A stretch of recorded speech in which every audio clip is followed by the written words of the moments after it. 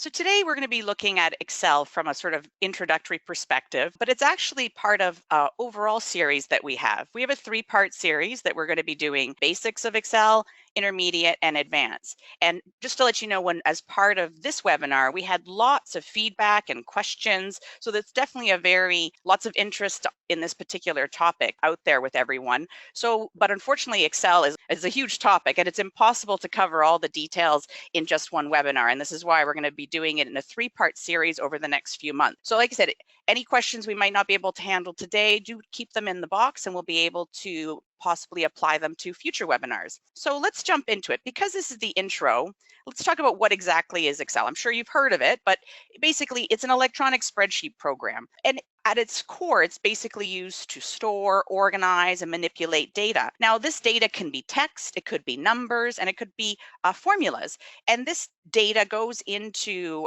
workbooks, and workbooks have worksheets in them. And within the worksheets, you have cells, and then we have rows and columns. So that's the sort of summary of the sort of terminology that we're working with Excel. And we'll definitely do some demos so that you can see all the terms. You know, people who generally work with financial information, accountants, that kind of stuff, people in accounting, accounts receivable, because obviously it has a lot of strength and capability for doing basic mathematical operations. So it's good at dividing and adding and multiplying. It's also really good at working with values and trying to find values like profits and losses. And it's also really good at calculating more complex formulas like averages, percentages, and number counts.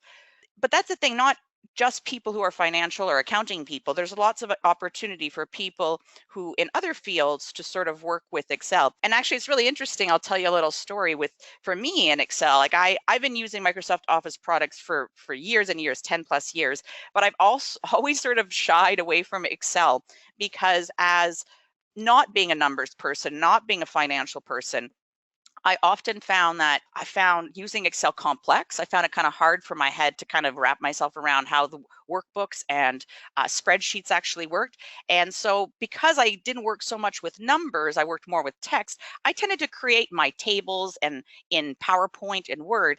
And what's been interesting though is in the past few years, as Microsoft has been evolving all their suites of Office like Word, Microsoft Word, PowerPoint, and Excel, they've done so much in the last few years to Excel that they've definitely changed it from and made it definitely more usable for people like me who are not the financial people, and made it easier to use sort of tools and one-click functions to get the functionality of analysis, of reporting. And again, I might not be doing sort of complex formulas, but there's definitely for anybody sort of organizing data information, there's lots of capability for you to use within Excel. So let's talk about it and actually dig into and jump into using Excel. So at a high level, let's talk about the navigation of Excel. So like all other current, and just as a context here, I'm going to be using Excel 2016. And like I said, the reason for that is because it's the most recent one. It's one I have on my laptop, but it's also the one that I find Microsoft has definitely upped the game in terms of functionality for people who are not financial or numbers people. I find in previous, and we will be talking about a lot of some of the functionality that has existed over the last few versions. But like I said, this last iteration of the product definitely has made it, and you'll see as we jump to it, really easy click in terms of one-click solutions, and also made it very familiar from a navigation perspective across all their products. So as you see, if you work with Word or you work with PowerPoint, you'll see that very similar type of approach. You have tabs along the top, then you have each tab has a corresponding ribbon with a whole bunch of buttons and functionalities within that ribbon area. You also have a quick access drop-down menu that has functions that are more commonly used like print and save and that kind of stuff. But that quick access drop-down menu can be customized based on functions that you may use on a more regular basis. Now, what's a little different about Excel is you also have now underneath the ribbon, you have this area called the formula bar. And this is a pretty important area to look at as we sort of start working with Excel, because this sort of tells you the background of what's going on in a particular area of your spreadsheet. So what you have here is it's called the name box or cell address. This tells you where your cursor is actually looking on the spreadsheet, or we'll call it the worksheet. And it also has here a formula bar, and it will tell you based on what cell you are actually activated, what data is in that particular cell.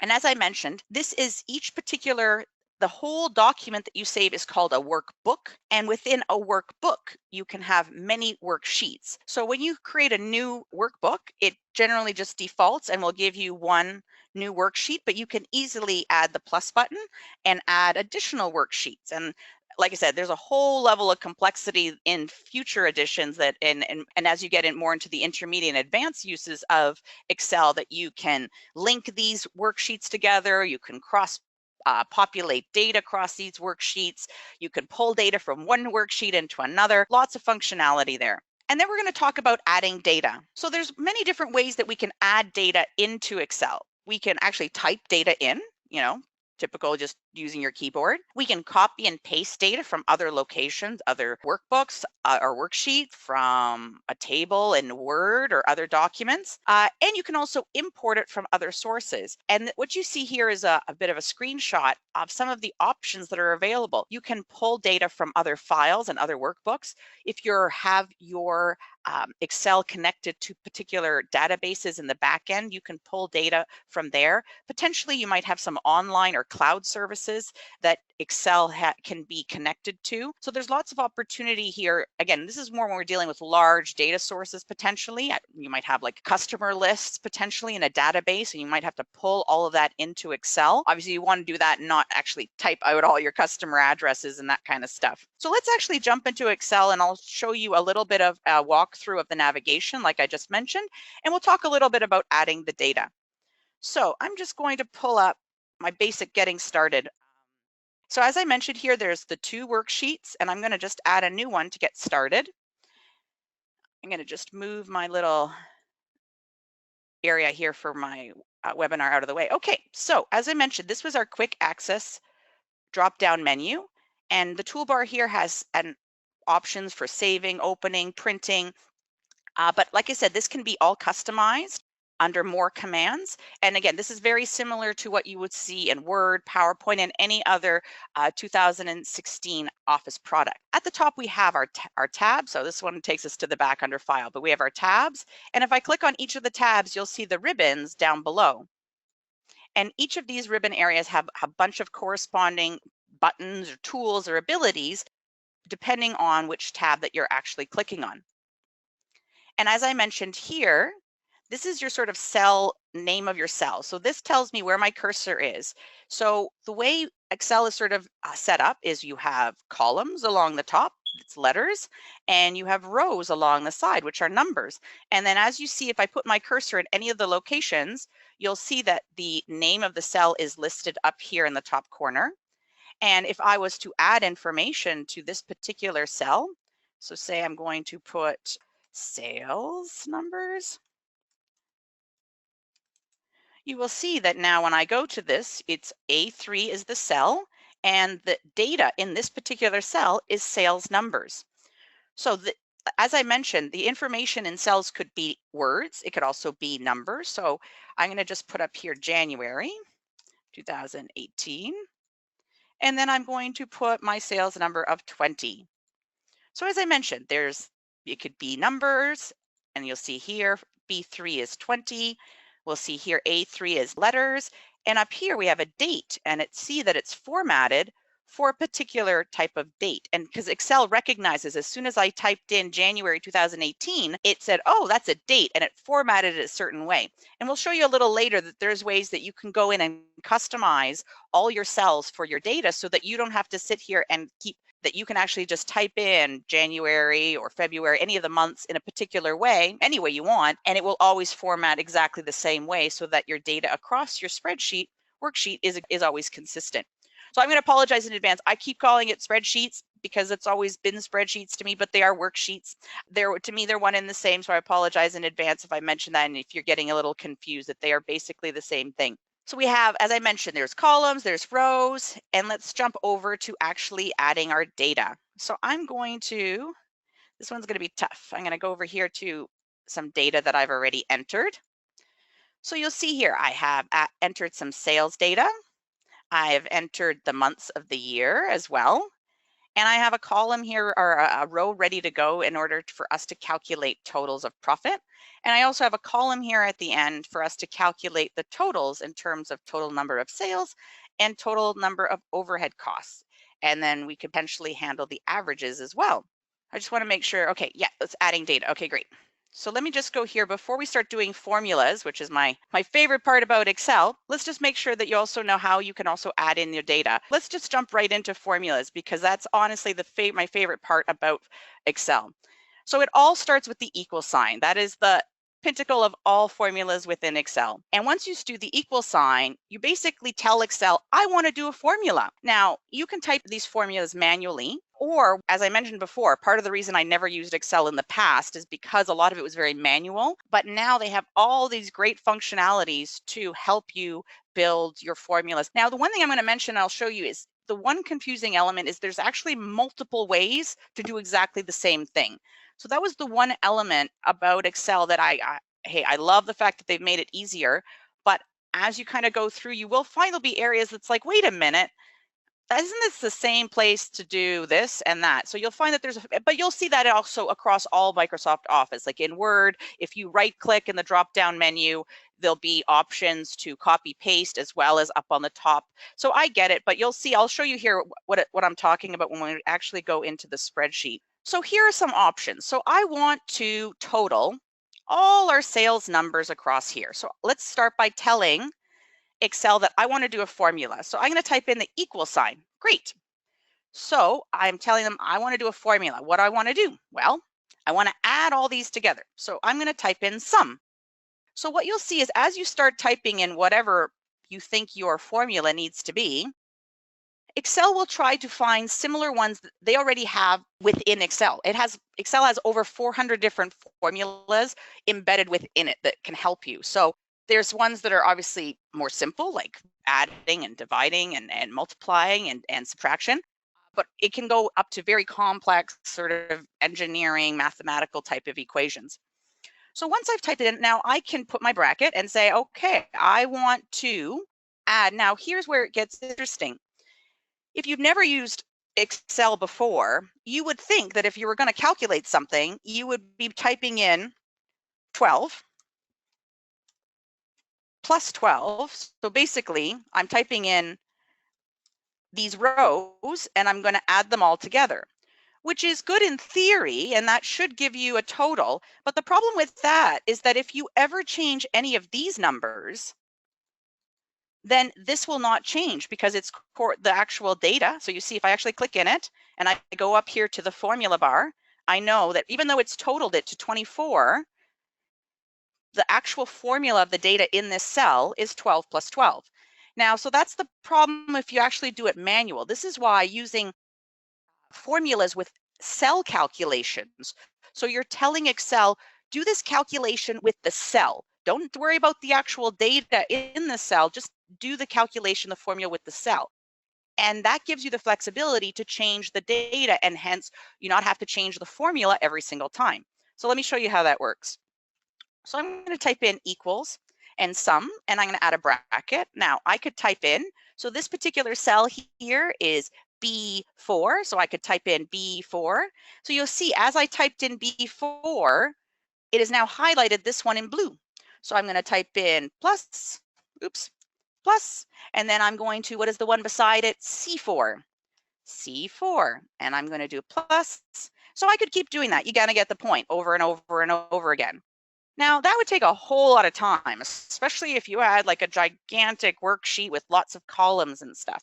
So this is where Excel's made it much, much easier for you. So I could do the same thing, equal sum bracket, and I could just drag across.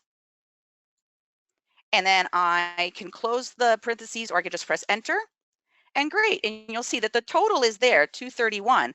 But when I put my cursor on it, on the cell, you'll see that the actual formula is sum B4 all the way to M4, and that's your total there. Pretty cool. Now, what I was saying about the fact that there's multiple ways to do this and where it gets a little bit confusing is sums, averages. There's certain formulas are the most used across all spreadsheets. And obviously Microsoft has done lots of studies to figure out what are the most commonly used functions. So because they recognize this, they've put some of these functions sort of in a one-click type of approach. So you'll notice if I go here along the home ribbon on the top, there's an option called auto sum. If I go here and I just double click auto sum, look, I got the same amount. So Excel basically did a little bit of artificial intelligence. It decided based on its format, where it is in the cell and the data that was beside it, that it should total all this data. Now, again, sometimes it doesn't get it right, and you have to actually go in and play around with the information. But I love the fact that at one click, I could put my cursor here. I could go here to auto sum, double click, and it will go across and do the formula for me. Now, I'm going to just delete that. It also, there's a drop-down option here, and these are some others functionality that Microsoft has found is very commonly used. So they made it one click. So say I wanted to just one click average. So it won't, it doesn't recognize the average. It wants to total these amounts. So it wants me to actually highlight it. Great. So now it gave me, so that's where sometimes it's intelligent, but sometimes you have to give Excel a little bit of help because it doesn't recognize the numbers. But really by one or two clicks, I was able to kind of get now it's totaling all this information across all these columns to give me the average. Now say I wanted to do subtraction, something that's not in this auto sum. Oh, sorry, I did want to mention, just to show you that this also exists in another place. So this auto sum, if you go under here under formulas, oh look, auto sum, again, same thing. Oops, don't put that in there. So I think it's fascinating that it's literally in 3 different places. But again, I like the fact that, if you don't forget where it is in one place, you could easily find it in another location. And I also want to mention while we're here, in this particular tab of formulas, this is where you'll find, as I mentioned, the 400 plus formulas that Microsoft has added to Excel. So you'll see recently used. So if there's things that you commonly use, they're great. They're easily one click. And then basically they have them sort of divided based on functionality. You have text related ones, math and trigonometry, reference related ones, time and date sort of functionality. So lots of different formulas here as well. But again, like I was saying, the auto sum. Now the problem is we don't have subtraction. So we're going to have to actually do this formula on our own. So to do this though, and save ourselves some time, we can create the formula once and then copy it across. And that's one thing I really love about Excel is, now again, sometimes the intelligence isn't right on, but generally I'd say 90% of the time it's quite on top of it. So let's get started with this equation. I want to do sales minus overhead to give me my profit. So like in any time to tell Excel, let's throw a formula, I'm going to do equal sign. Now, in this case, I want to subtract. So I could do subtract,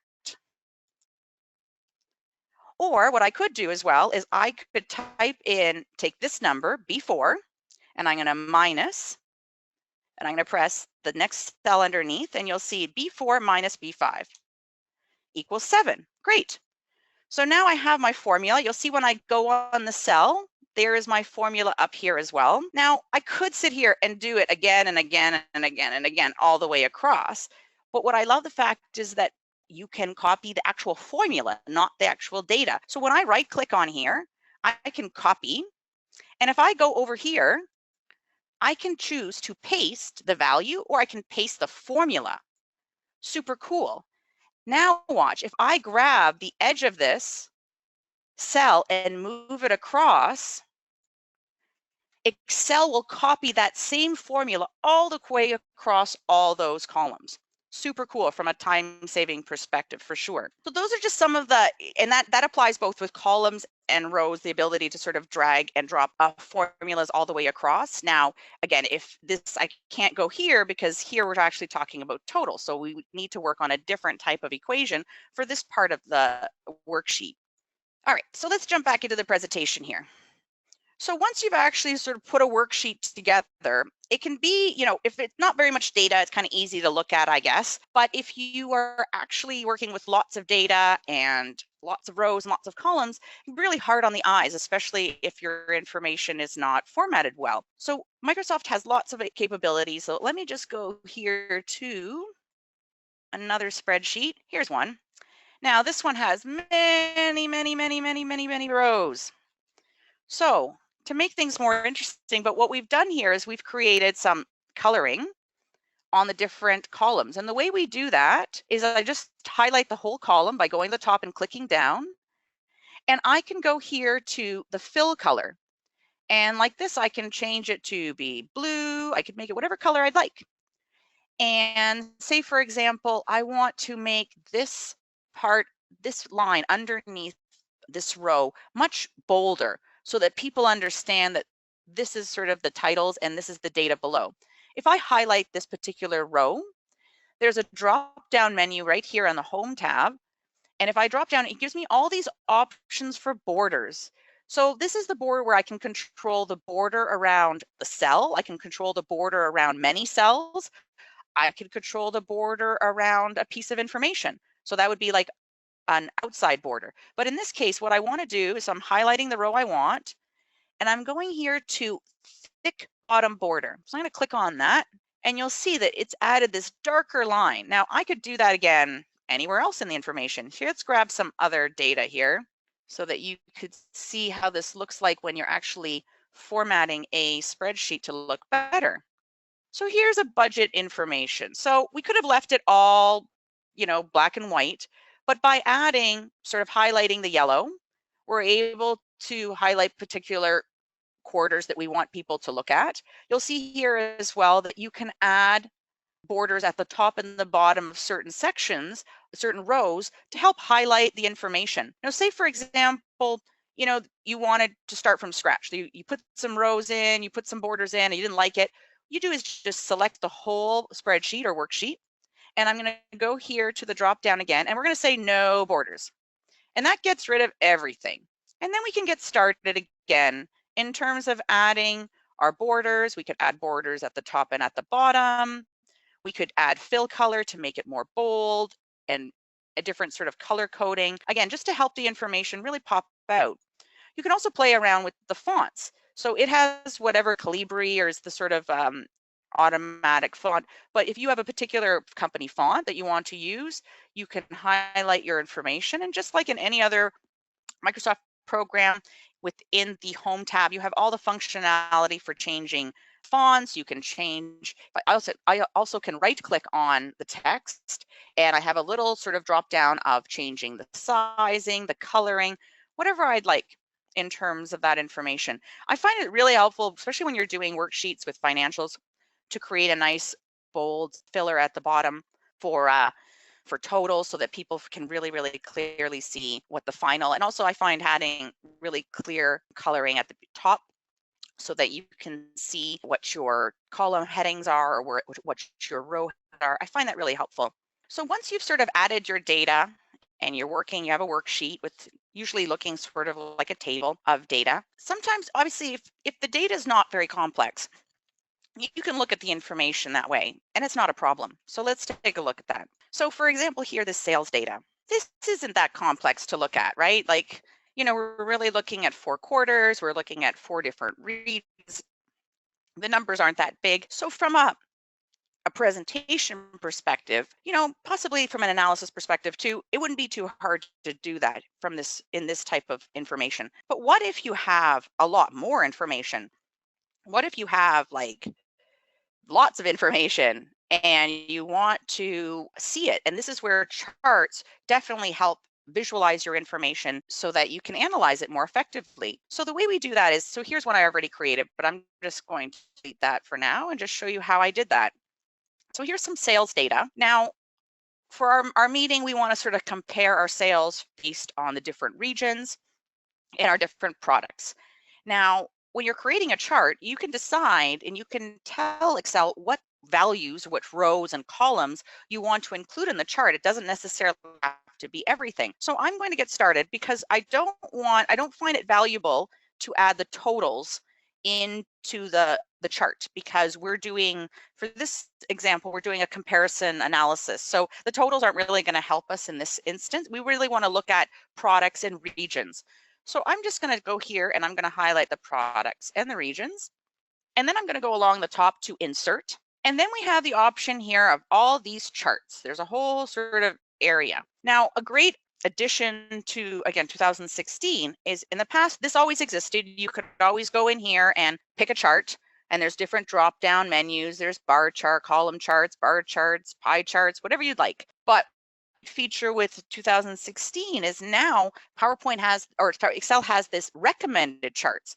I love this because one of the most commonly asked questions people ask is, what chart? Because there's so many different charts. What chart should I use to best show my data? So the fact that it has some intelligence, it will kind of look at your data and just, you know what, as much as you might like pie charts, that's probably not the best way to display this type of data in a pie chart. Probably a bar chart is a more effective, or a column chart or stacked bar is the best way to show it. So I'm going to decide, you know what, this is going to give us a better sense of units for the product. So I'm going to go with that one. Great. And I love the fact one click and Excel has generated a beautiful chart for me. Now I can go in and do some customizing. Now, when I actually have my chart selected, you'll notice that a little tab appears up here at the top called Chart Tools. Very similar, again, like Word, PowerPoint, similar functionality. So, but you see it disappears when I'm not on the chart. So if I select the chart, it comes back again. And what it tells me is I have two tabs here that are specifically for helping me format my chart. So there's Design. So change the color scheme. So say I don't like this color, oops, I can change the actual colors and make it all one color or multicolored. They also have some just stylistic formatting. Say you want it to be sort of, this has like a grayed background, some shadowing. This one has a more 3D beveled effect. This one has a sort of graded shade. So we have some functionality to add some, different look or style to your particular chart. You can also play around with formatting. So I can go in here and select each particular bar and actually change the color manually. So say I have a color shade for my brand, I can go in and enter those colors and make sure that my chart matches my branding colors. I can go in also and change say I want to change the title to sales data. I can also make decisions about how big or small, say that I'm finding this a little bit too small to read. So I want to make this a little bit bigger. Say I don't, you know what, we have the values here. I can actually move them manually so they're not on the actual bar. You get very specific, but say, you know what, we're going to look at the actual bars and we don't want to actually look at the value. So we're not getting any value from this chart at the bottom. So I'm just going to delete it because it's taking up space. So there's lots of sort of functionality that you can do to play around with your chart tools here under the formatting or under the design as well. And while you're going at it, then because it's connected, you'll see as I click stuff in the actual chart, you'll see it corresponding with the data in the actual worksheet. And that's because if I go ahead and change this, it will change it in the sales data as well. So that's something to keep in mind. All right, tables. Now, this is an aspect of Excel that I think a lot of people don't really recognize because they're used to doing tables in PowerPoint and Word, and then sometimes people, they perceive their worksheet as a table, but it's actually not. Until you actually click on the button saying, make this a table, Excel does not know, funny enough, even though it looks like a table, that this is a table, that should be functioning as a table. And because it doesn't know, it doesn't offer up all the tools and functionalities that it happens to have to help you format your tables. So let's jump into some information here. Let's find. All right. So you see here, lots and lots of data, but it's literally just data in a worksheet. It's not actually a table. So if I want to make this a table and tell Excel, hey, I want you to recognize this as a table and hence give me all the tools that are available, I'm going to select all the data and I'm going to go here to insert and I'm going to select table. And because I've selected all of it, it's going to ask you, where do you want your data for your table? Yep, this is it. Yep, it's just going to say that it's very big. Yes, I know that. Because what it's trying to do is it's trying to create, it's big data. It's trying to create my table beside my information. Let's just go back to here for a second. I'll just talk a little bit more about some of the table tools while that loads itself up. Once you've actually selected it as a table, just similar to chart tools, similar to Word, similar to PowerPoint, when you actually select it, you have a little tab that comes up above the tab ribbon that says Table Tools. And that generates these new tabs that exist for designing and formatting. And you'll see this looks very familiar to Word, to PowerPoint, in terms of helping you one-click format your table in terms of adding banded rows, adding, you can see you can make the header row, one click, different sort of color. You can make the last column, the first column, lots of stuff like that. Oh, here we go. It's finally caught up. So I wanted to move that over. Let's just undo that for a second and hop over here. Thank you. All right. I'm going to not select it. I'm just going to click here and I'm going to go to insert and I'm going to go to table. And it's going to say, okay, let's do a table. Oh, it's just doing a tabletop. Okay. All the data. Here, I need something a bit smaller. Sorry, guys. Let's go here. Table. Insert. Yes. Thank you. Hallelujah. So now you see here, it automatically, because it recognized it as a table, made some decisions for you. It decided, okay, I'm going to do some formatting, but you can go and change that. You can change the colors. You can even put a whole new style. Maybe you don't like these colors. Maybe you want your own colors. You can go in and do that. I love the fact that at one click, it can kind of go in and you can decide, I want the first column to be bolded so it's easier to see. I love the fact that it's, and one click I can kind of make some decisions on how the information looks and feels. And especially then if you're copying and pasting this into like another presentation like PowerPoint, I love the fact you can do all that formatting here without having to do that formatting again in another program and application. So let's talk a little bit about viewing worksheets, because again, when you're dealing with a small amount of information, not a big deal. When you're dealing with lots of information, it can get a little bit unruly trying to work and manage around all these different rows and columns. So within the view tab of Excel, there's some great functionality to help you sort of look at your information. So let's take a look about the freezing area. So here's my gigantico list of data. And again, I could sort of scroll through and try to get to the bottom of the info. Maybe if I get down here, I'm like, oh, I forgot. What's this column for? What's this column for? I can't remember. I have to keep going back to the top and finding out what the titles are for these particular columns. So I can actually freeze that row and say, don't move that row, just move all the information underneath it. So if I highlight that row and I go along the top to view, there's an option called freeze panes.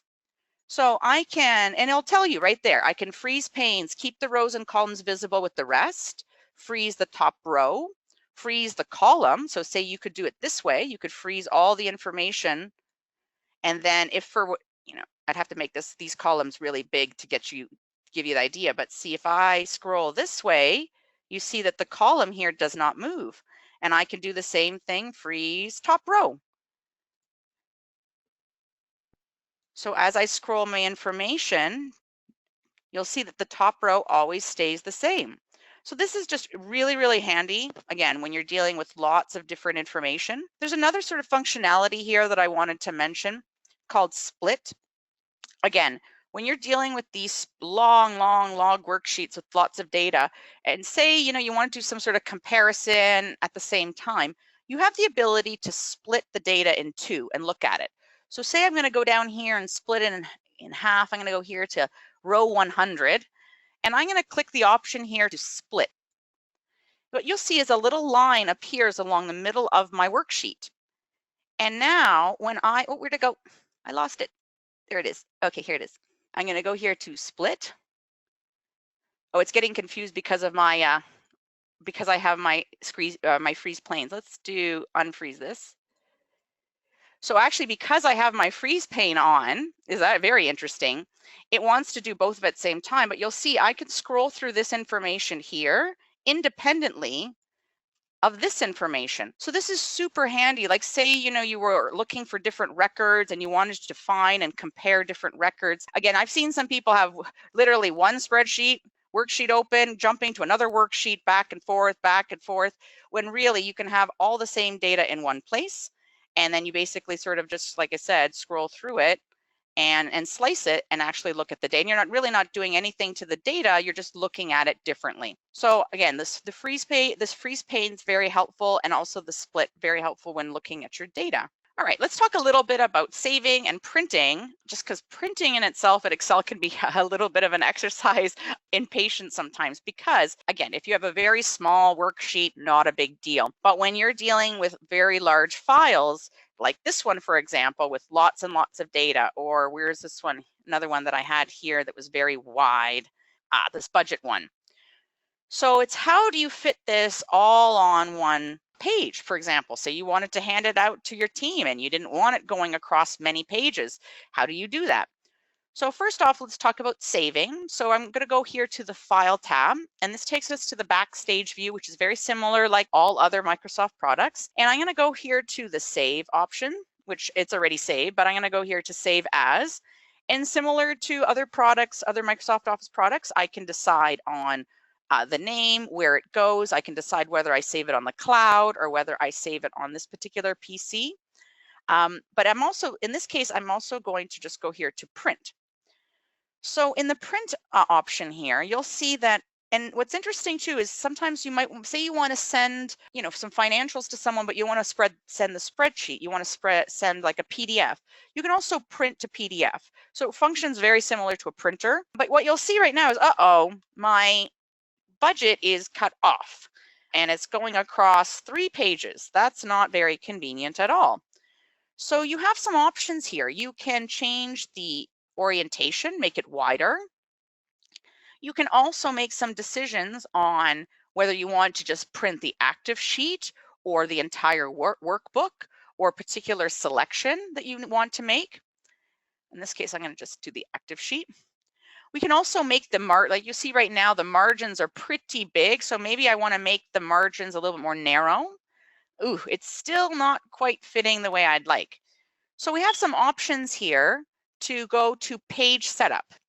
So you can actually get to this again many places, but I find it easier here in this print option section of Excel.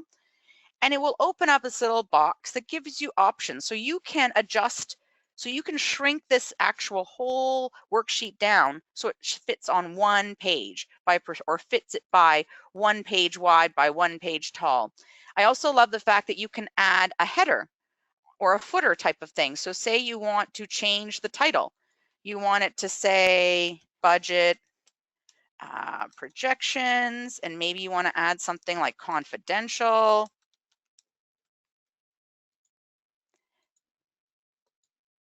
I love the fact that so now it's shrunk down my whole little budget sheet onto one page, and it's added in my header and my footer. So I don't have to go and do anything else anywhere else. It's all done here.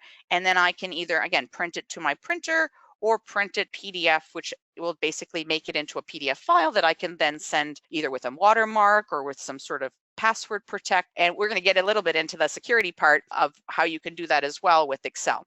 So sharing and security. So there's 2 different aspects in terms of your security and passwords within Excel. You have the ability to share the workbook with other people and put passwords on it. So if that's the case, that would mean that if, say you were saving it in a network drive somewhere with other people, you can add a password to open it. So that's an overall security. So say you just want control over who opens your entire workbook. This is how you would do it in the save option. What I also really love about Excel is the ability to control security around actual cells or worksheets. And there's two ways to kind of look at it, which is kind of interesting, and just think about sort of the applications that how this could apply. So let's look at employees. So here we're looking at some employee data. We have salaries, that's kind of confidential. Now you'll see that when I highlight new salary, this actually has a whole calculation in here. Now, say I wanted to share this spreadsheet with a coworker and I want them to make some changes, but I don't want them to make any changes to this particular equation, because if they do, it'll just mess up this entire workbook. So I can actually lock down content, or I can lock down structure. So there's two ways. So what I'm going to do is I'm going to go along the top. All right, so under review, we have the option to protect the sheet and protect the workbook. So the worksheet is, so say for example, I want to make sure that no one changes people's salaries, like go into your friend's salaries and make some changes. So I can go here to this particular column, select the whole thing and click protect sheet. And I can add a password here. And what that will do is that will protect the whole sheet, but I can make some decisions. So I can say, whatever, I'm just going to PW so I don't forget that. Don't forget your password. Very hard to get it back. Note to self. Okay, so PW is my password so I don't forget. You're basically protecting the whole sheet, meaning they can look at it, but they can't change anything. But then from there, you can make some tweaks and say, okay, you can select lock cells. Maybe you don't want them. Maybe you want them to select unlock cells.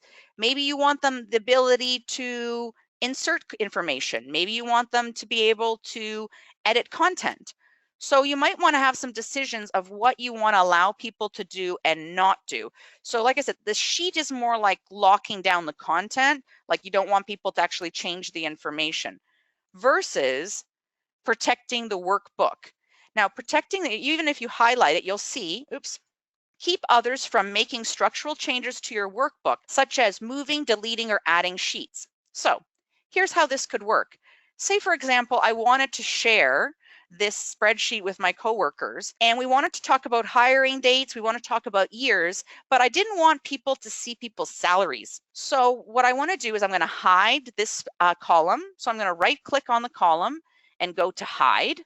And I also don't want my coworkers to see everybody's new salaries. So I'm going to hide that one. Now what I'm going to do is I'm going to protect workbook, and I'm going to put a password. So now what happens is, say, because I've hidden these particular columns, they're hidden, I can click, I can look at the data, but say I'm like, hey, I know there's supposed to be a column here on salaries. I want to unhide it, but I can't because it's been password protected. So that's a sort of way that you kind of can get away with, say you had a great example, a friend of mine uses this all the time, is you spend all this time creating really complex formulas that goes to other sheets and other places, and you definitely don't want people to mess around with that. So what they do is they actually create those in certain columns and lock that all down and protect the workbook, and then people can't actually unhide that. You can also do it with the actual full worksheets.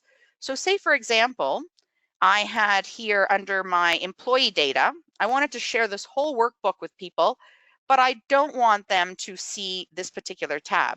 I could hide this tab. Right now, again, I'm locked out. I got to undo this. There we go. So now I have access to do this kind of stuff. So I can actually hide this particular whole workbook or worksheet, and again, then protect the workbook, PW, PW. And by doing that, then the next person coming around might want to unhide, and you'll see everything is basically locked down.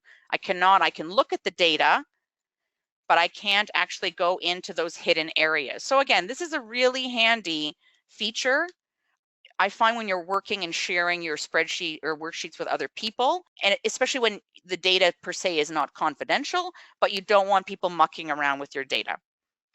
Super handy.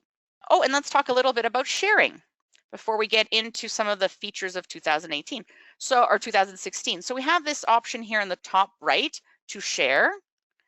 And before you can share, you must put it up in the cloud. And once you put it up in the cloud, you basically can, once you've have it all up in the cloud, you can invite people and add their email addresses, and you can share it with them. You can add a message. You can limit, if they can see stuff, that they can view stuff, that kind of stuff. So very handy in terms of sharing information. Say you want to share a spreadsheet, but when you're in that case, you're sharing all of it. And that would be the case where you'd want to share it with someone, but then put in some protections if you want to limit what they can see or what they can access or change. So something to keep in mind. All right, so before we finish off, covered lots of information. I just want to jump into a few other features that Excel 2016 has that we don't have time to go deeply into today, but I do want to mention just because they're super cool. Quick analysis tool. This has existed in previous versions, but they've definitely kind of upped the game in this most recent version. So I'm just going to quickly bring up just a spreadsheet of sorts. So basically they have exactly what it did, a quick analysis tool. Excel looks at your data. If you highlight a chunk of data, and this little new box will come up in the bottom corner called quick analysis. And when I click on it, it basically gives me options that I can do totaling. So say I wanted to do some basic totals and stuff. I want to do some formatting. I wanted to add some color charts. I wanted to add bars values to make it easier to see what the totals are. Say I wanted to just highlight those greater than a certain amount. Okay, say I want to just highlight the cells that are greater than 50. Okay, great. Wait, I've had too much stuff going on, so it's kind of hard to see. But I just love the fact that with this quick access toolbar or tool here, you can one click, you can create a chart very quickly. Now, again, you don't have all the same functionality that you have on the top with the ribbon, but again, for just quick and dirty getting stuff done, I love that they've added this quick analysis tool. And like I said, and it's quick analysis, this doesn't work really well, I've noticed, with really long pieces of data, like long, lots of rows, lots of columns, maybe not as effective, but definitely was sort of quick and dirty, like table like we have here, very easy for formatting information. We'll also talk a little bit about some of the new charts that Excel has added. So I'll just quickly show them to you here. They're super cool. So we're going to look at some of the charts here under Insert. So some of the new ones that they've added is it's called a tree map. So what a tree map does is it sort of creates say like a visual representation of your data in a sort of color box perspective. Again, depending on the type of data you have, this may or may not be effective. They've also added some new charts in terms of recommended charts. Oh, I need to pick some data first. He's confused. Okay, let's go to all charts. So the new ones that have been added is they've added waterfall, they've added tree map, they've added this box and whiskers. Again, I'm not a big financial person, so I'm not really sure where this would be used, but I'm sure for people who find it useful would find that really, really handy. And they've also, like I said, the tree map one in particular, and the sunburst, I found really cool.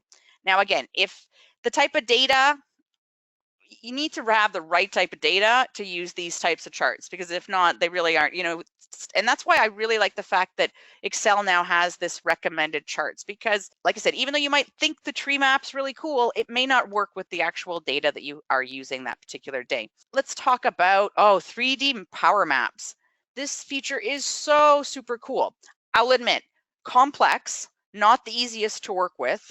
But for applications where if you're in your business and you have latitude and longitude addresses and you want to strategically map your data, your sales, your customers, and you happen to have those locational data, the 3D Power Map feature is just like game changing in terms of that, like I said, being able to visualize your content on a map of the world, or you can even import your own maps and but again, I'll tell you right now, it's not the easiest to use. I'm not even I'll show you where it is. But like I said, you need to have the right kind of data in order for it's right here under Insert, under 3D Map, and it will open up its own little box. But like I said, it doesn't work with any data. It needs to work. It works with latitude and longitude and address data. It needs that. It needs to recognize that. So that's that's a webinar in itself. But I do want to mention it because I just thought for people who are in the type of business where you have that type of data, this could be honestly a great tool for marketing, sales, planning, that kind of stuff. And last but not least, pivot tables. Pivot tables are life altering, let me tell you. Pivot tables have existed for a while, but like I said, like anything else, Microsoft has definitely upped their game in terms of how pivot tables work and their functionality and how much easier they are to work with. So I'm just going to close out of here. Now, so we have some data. So in a nutshell, I'll just read it here. Pivot tables, they take your data and they summarize it. Now you could do that like we did with our tables here. You know, we could go here and do grand totals. We can do totals there. We could do that kind of stuff. But, oh, actually, let's look at some more complex data. I think this would look better with this data. Here we go. Let's close out of that and erase that. All right. So here we have some pretty complex furniture sales data. And so this is a lot harder to analyze. So we've done summaries, we know items, we know totals, we know dates, we know regions, but this is a lot of information to kind of go through and try to figure out how did we do in our sales. So this is where pivot tables is like one click, basically reporting, and then I'll show you what you can do with it. So, and that's, again, I'm going to show you how the intelligence works. So I'm going to go up here under insert. So we have the option for pivot tables, and love it, 2016, now we have the option for recommended pivot tables. So let me just jump into pivot tables and then understand that now Microsoft Excel will actually help you pick the best format of pivot tables. But let's start from scratch. So we're going to ask for a range, and so I'm going to say, okay, all of that, give me all of it, pivot table, all of it. Okay, it doesn't want these. Okay, just give me these columns then. There we go. Perfect. So before you freak out, your data is still there. It's in another tab at the bottom. So when you create a pivot table, Excel automatically generates a new worksheet for you. We'll call it here, worksheet, and we'll call it pivot 2. And I'm going to just click here in this placeholder. So what we got here is Microsoft has gone through your data in that worksheet that we had and decided based on the columns, the rows, and has sort of sorted all the data.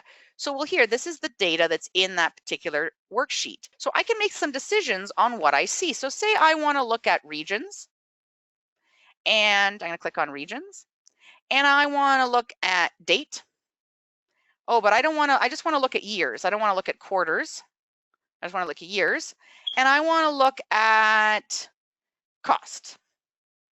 So you'll see just by doing those few clicks, I don't have to look at all my data. I can look at a summary of my data. And as I clicked on that, Microsoft made some decisions on where this data should show. So you'll see here we have columns, rows, and values. Now, what I love about pivot tables, and exactly its very name, pivot, is the ability to very quickly on the fly pivot or change how you look at the data. So say you know what, I don't want the years as a row, I want the years as a column.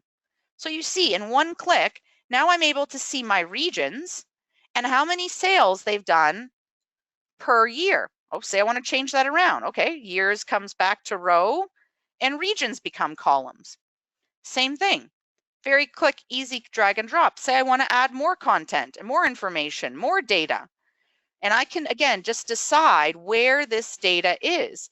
And what's awesome is the fact that it also collapses it down so that you can look at it summarized like it is right now, or expanded if you actually want to see the data. But in terms of so you see this little pivot area disappears, but when I click on the data, it appears again. At really a few clicks, I can customize a report and make some decisions on what data I'm looking at. Super cool. The possibilities with this are endless. And just so that you know though, so pivot tables are kind of like a beast in itself and very similar to all the rest. When you're activated in the pivot chart or pivot table view, you'll have the pivot tables tool along the top ribbon, and you'll see these additional features to analyze. So you have some features here to clear the data and move the data. And I also want to quickly mention though, pivot charts. So pivot charts are important because they are connected to the actual pivot table.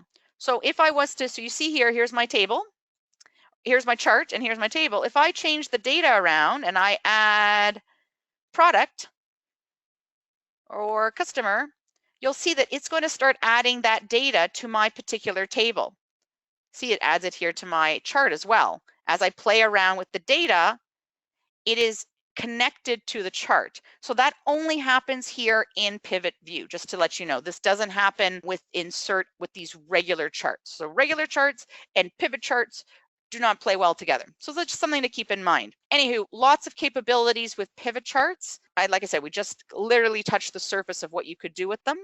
So we're going to take some questions, but I did want to let you know that thank you again for joining us. Hope you found this useful, and we'll be going in a little bit deeper for our next Excel training. Great. Well, I really hope that you guys found this webinar helpful, and I hope you'll join us for our next one.